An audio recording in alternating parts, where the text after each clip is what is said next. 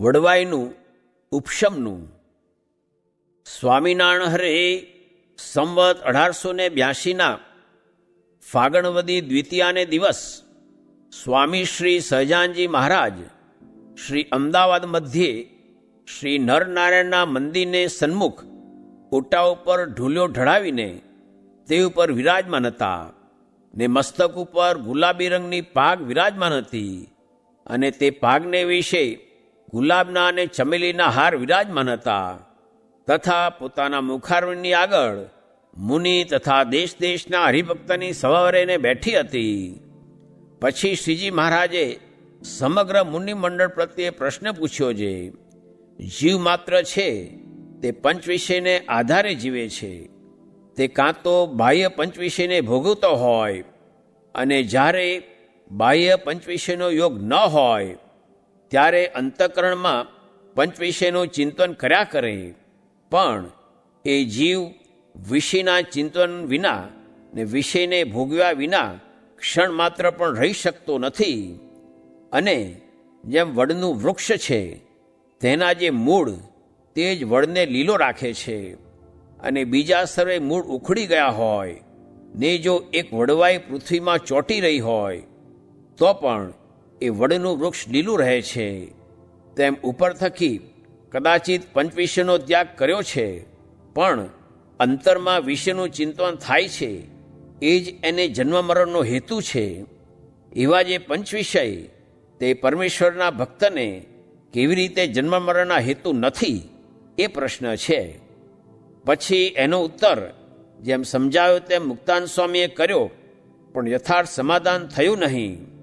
પછી શ્રીજી મહારાજ બોલ્યા છે, લ્યો એ પ્રશ્નનો ઉત્તર અમે કરીએ. જે માયામાં એવા જે 3 શરીર તેની ભાવનાએ રહિત કેવળ આત્મસત્તા રૂપે રહીને જે ભક્ત પરમેશ્વરની મૂર્તિનું ચિંતન કરતો હોય તેને ભગવાનના ચિંતનને બળે કરીને જ્યારે ઉપશમ અવસ્થા વર્તે ત્યારે એ ભક્તને ઉપશમને બળે કરીને પંચ વિષય જન્મ મરણના હેતુ ન થાય. જેમ મહી જેવી કે સાબરમતી જેવી નદી 2 કાંઠામાં વહેતી હોય ત્યારે હાથી ઘોડા વૃક્ષ સર્વે તણાઈ જાય પણ કોઈ ઠરી શકે નહીં, તેમ ઉપશમવાળાને પણ ગમે તેવા રમણીય ભોગ ઇન્દ્રિયોને ગોચર થયા હોય પણ જ્યારે અંતરસન્મુખ દ્રષ્ટિ કરે ત્યારે જેવા પૂર્વજન્મને વિશે દેખ્યા હોય ને તે આ જન્મમાં વિસરી જાય છે તેવી તેની વિસ્મૃતિ થઈ જાય છે. એવી રીતે જે ભક્તને વર્તતું હોય તે ઉપશમ કહેવાય. તે ઉપશમનો મહિમા અતિ મોટો છે અને જે આ સંસારની વિશે અજ્ઞાની સ્ત્રી પુરુષ હોય ને તેને પરણાવ્યા મોર અતિશય પ્રીતિ વર્તતી હોય ને પછી તેને પરણાવીને 3 રાત ને 3 દિવસ સુધી ઉજાગરો ને પંથ કરાવ્યો હોય ને પછી એ બેને ભેળા કર્યા હોય તો નિંદ્રાને મારે એકબીજાના રૂપનું કે સ્પર્શનું સુખ ભોગવવાને સમર્થ થાય નહીં અને એકબીજાને આલિંગન કરી રહ્યા હોય તો પણ જેમ કાચને સામસામા બાંધી મૂક્યા હોય તેમ સૂતા હોય પણ પંચ વિષયમાં એકે સુખ આવે નહીં.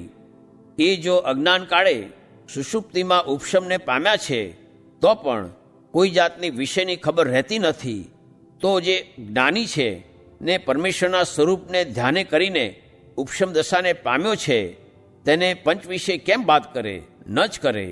માટે જે ઉપશમ દશાને પામ્યો તેને પંચ વિષય જન્મ મરણના હેતુ થતા નથી.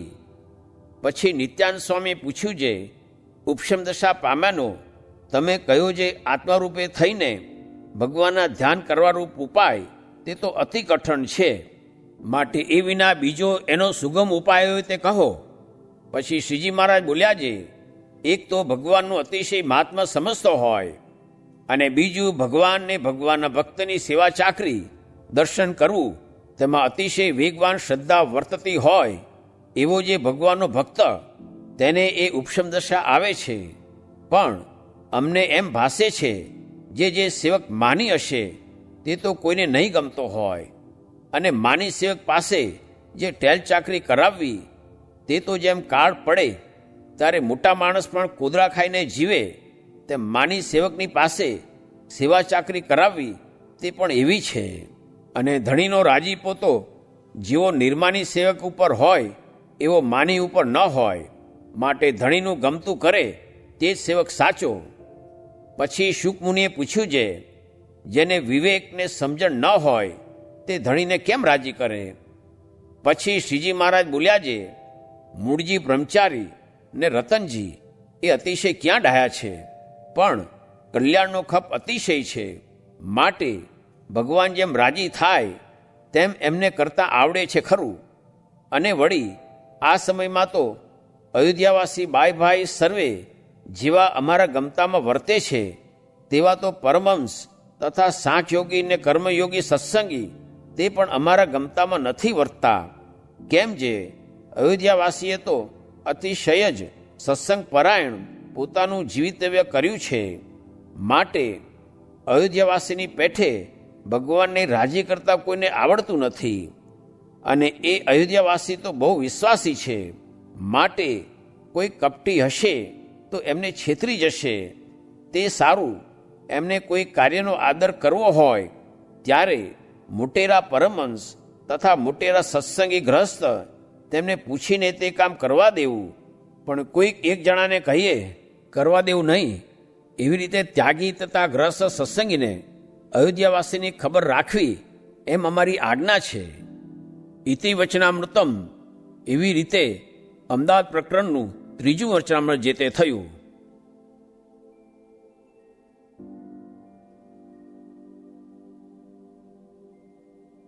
ભગવાનને સાધુના મહિમાની બહુ વાત કરી ત્યારે પ્રશ્ન પૂછ્યો છે, આવો મહિમાનો સાક્ષાત્કાર કેમ થતો નથી? તેનો ઉત્તર કર્યો છે, સાક્ષાત્કાર થાય તો છકી જવાય, માટે ધીરે ધીરે જ્ઞાન આપે છે ને મહિમા વૃદ્ધિ પમાડે છે. જેમ ફળ પુષ્પ વૃદ્ધિ પામે છે તેમ થાય છે. એ ભગવાનને જેમ ઘટે તેમ આવડે છે ને જેમ ઘટે તેમ કરે છે. ને ઠામુકું આપે તો ગાંડા થઈ જવાય, માટે ભગવાન ઠીક જ કરે છે. સ્વામિનારાયણ હરે સ્વામીએ વાત કરી છે, કોઈકને ભગવાન પ્રધાન હોય ને કોઈકને વ્યવહાર પ્રધાન હોય, એ બેને બરાબર ફળ ક્યાંથી મળશે? માટે આ વાત પણ જાણી રાખવી. સ્વામિનારાયણ હરે સ્વામીએ વાત કરી છે, શાસ્ત્રમાં અને સત્પુરુષના કયામાં એમ છે જે મોટા રાજી થાય તો સર્વે કામ થાય. તે રાજી થયાના ઉપાય 4 છે. તેની વિકતિ જે એક તો એને કાંઈ પદાર્થ જોતો હોય તે આપવું, ને બીજું તેના દેહની સેવા કરવી, ને ત્રીજું તેને આગળ હાથ જોડીને વિનય કરવો, ને ચોથું એની અનુવૃત્તિ. તે અનુવૃત્તિમાં તો સર્વે વાત આવી જાય, એ જેવું બીજું નથી. સ્વામિનારાયણ હરે સ્વામીએ વાત કરી છે, એકલી ભક્તિએ કરીને દેહ દમાય નહીં ને બળ પણ ઘટે નહીં. એ તો જ્ઞાન ને વિચાર બે જોઈએ. ને દાખલો તો ખેડૂ ઘણા કરે છે, તે બળિયા થતા જાય છે. સ્વામિનારાયણ હરે સ્વામીએ વાત કરી છે, ભગવાનની મૂર્તિ, ભગવાનના સાધુ ને ભગવાનની આજ્ઞા એ 3 વાતમાં જ માલ છે, એવો બીજી કોઈ વાતમાં માલ નથી. ને જ્ઞાન, વૈરાગ્ય, ધર્મ તે તો જેમ કોદાળી, પાવડા ને દાતરડા તેને ઠેકાણે છે. મોટાની તો એમ સમજણ છે ને અમે તો એક ભગવાન રાખ્યા છે ને બીજું રાખ્યું નથી. સ્વામિનારાયણ હરે સ્વામીએ વાત કરી છે, 1,00,000 મણ લોઢાની લોઢી ધગી હોય, તેના ઉપર 1-2 પાણીના ગળા ઢોળીએ, તેણે કરીને ઠરે નહીં. ને ઠારવી હોય તો ગંગાના ધારામાં લઈને નાખીએ તો 10-15 દિવસ સુધી તો હવેલી જેવડી છોડી ઉછળે, ત્યારે માંડ ઠરે. તેમ પંચ વિષય કરીને તો જીવ ધગી જાય છે. તેને 1-2 દિવસ રહીને જાણે જે ટાળો કરી જાઉં એમ ટાળો થાય નહીં. ને જેને ટાળો કરવો હોય તેને તો 10-15 દિવસ સુધી તો ફેર ચડ્યો હોય તે ઉતરે, ત્યારે વાત માહી પેસે, પછી ટાળું થાય છે. ને સાધુ પાસે કોણ આવે છે? અને જે સાધુ પાસે આવે છે તેને તો કોઈ વાતની કસર રહે જ નહીં. એમ કહીને બોલ્યા છે, 3 તાપ કી ઝાર જર્યો પ્રાણી કોઈ આવે, તાકુ શીતલ કરત તુરત દિલદાહ મિટાવે. કઈ સુંદર બેન રેન અજ્ઞાન નિકાશે, પ્રગટ હોત પહેચાન જ્ઞાન ઉર ભાનુ પ્રકાશે. વૈરાગ્ય ત્યાગ રાજત વિમળ, ભવ દુઃખ કાટત જંત કો, કહે બ્રહ્મ મુનિયા જગત મેં સંગ અનુપમ સંત કો. એવો સત્સંગ મળ્યો છે પણ સમાગમ વિના કોઈને ગમ પડતી નથી. ને જ્યાં સુધી સત્પુરુષનો સંગ નથી થયો ત્યાં સુધી કાંઈ નથી થયું. તે ઉપર બ્રહ્માનંદ સ્વામીનો સવૈયો બોલ્યા છે, રાજ ભયો કહા કાજ સર્યો, મહારાજ ભયો કહા લાજ બઢાઈ. શાહ ભયો કહા બાત બઢી, પત શાહ ભયો કહા આન ફિરાઈ. દેવ ભયો તો કહા ભયો, અહમેવ બઢ્યો તૃષ્ણા અધિકારી. બ્રહ્મ મુનિ સત્સંગ વિના સબ ઓર ભયો તો કહા ભયો બાઈ. એમ સત્પુરુષનો સંગ નથી કર્યો ત્યાં સુધી કાંઈ કર્યું નથી. સ્વામિનારાયણ હરે સ્વામીએ વાત કરી છે, ગામ રોયશાળામાં વાત કરી છે. ભગવાનનું મહાત્મ્ય હોય ને સાધુનો સંગ હોય તો વિષયમાં લેવાય નહીં ને તેને ઓળંગી તો જાય, પણ સાંખ્ય કરીને નિષેધ કર્યા વિના મૂળમાંથી નાશ પામે નહીં. સ્વામિનારાયણ હરે સ્વામીએ વાત કરી છે, એક રેણીએ દેહ મૂકો કઠણ છે, તે ઉપર ગઢડાની ડોશીઓની વાત કરી. સ્વામિનારાયણ હરે સ્વામીએ વાત કરી છે, એક કડીએ મહારાજની મૂર્તિ કરી. તે સૌ કહે ભારે કલમ છે. ત્યારે સ્વામી કહે, હા એ તો બહુ સારું, પણ મેં તો બધુંએ જોયું, તેમાં નિષ્કામીપણાની કલમ સૌથી ભારે જણાણી. તે કોઈથી ન રહે માટે એ રાખવી. હરે સ્વામીએ વાત કરી છે, અમે વાડી કરી છે તે ત્યાં જાવું બહુ ગમે છે. કેમ છે? વન પર્વત ઝાડી ગમે એ રુચિ. ને આ આટલું બ્રહ્માંડનું કામ કરીએ તે તો આજ્ઞાએ, પણ અનુસંધાન ઓલ્યું. ને આ તો મોટું રાજ છે, તે કોટિક તો સંકલ્પ કરવા પડે, પણ અંતરમાં કાંઈ નહીં એવો મારો સ્વભાવ છે.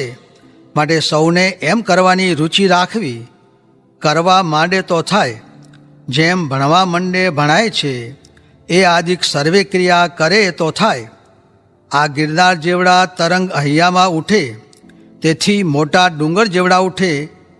તે માટે જરા જરા બંધ રાખીને ભગવાનને સંભાળવા.